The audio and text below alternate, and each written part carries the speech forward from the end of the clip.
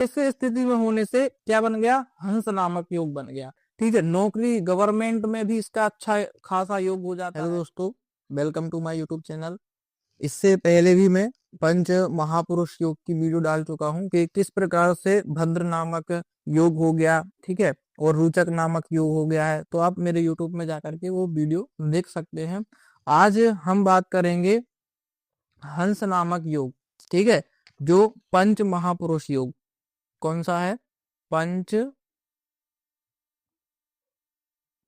महापुरुष योग बनता है।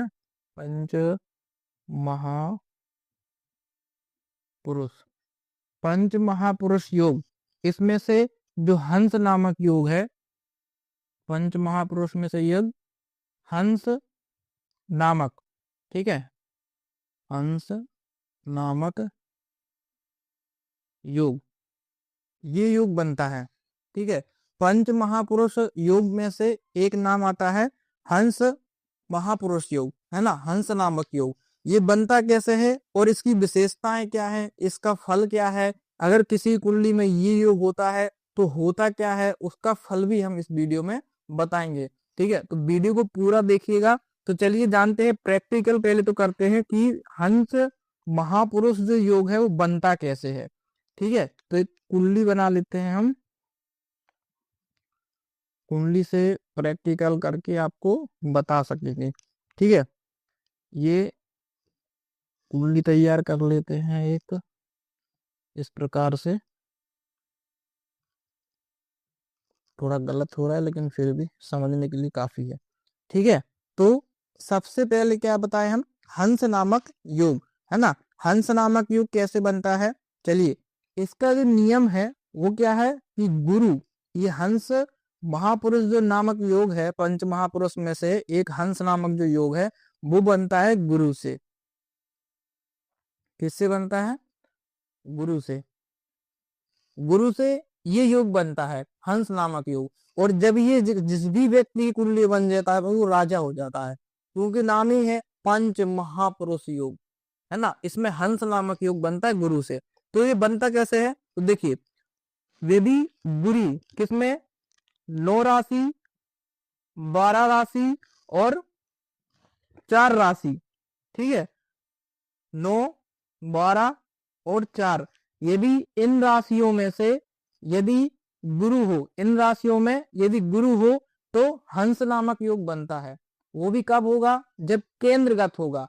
तो केंद्र भाव हम बता चुके हैं कि चौथा, 7वां और 10वां और पहला, ये होता है केंद्र भाव।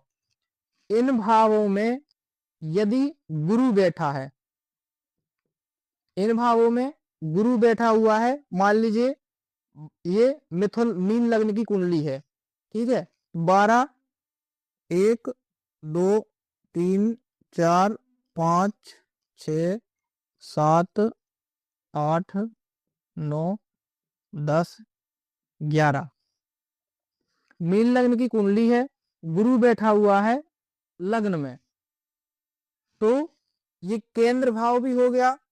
और गुरु यदि इन राशियों में 9, 12 और 4 राशि में यदि होता है तो हंस नामक योग बनता है।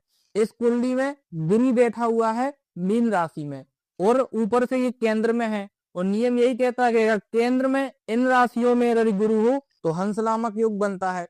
तो यहाँ पर इस कुंडली में मीन लग्न की कुंडली है, यहाँ पर गुरु बैठा हुआ है लग्न में भी है और साथ में केंद्र में भी है, क्योंकि इसको लग्न भी कहा जाता है, त्रिकोण भी कहा जाता है और केंद्र में भी इसको लिया जाता है। ठीक है, तो केंद्र में हो गया हमारा गुरु और मीन राशि में, तो दोनों जो है कंडीशन पकड़ने आ रही, केंद्र में भी है और मीन राशि में भी है। तो इस स्थिति में होने से क्या बन गया, हंस नामक योग बन गया।